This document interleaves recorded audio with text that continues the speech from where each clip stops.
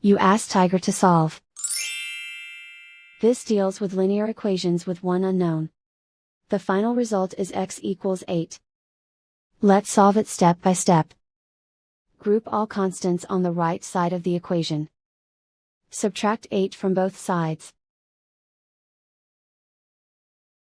Group like terms. Simplify the arithmetic.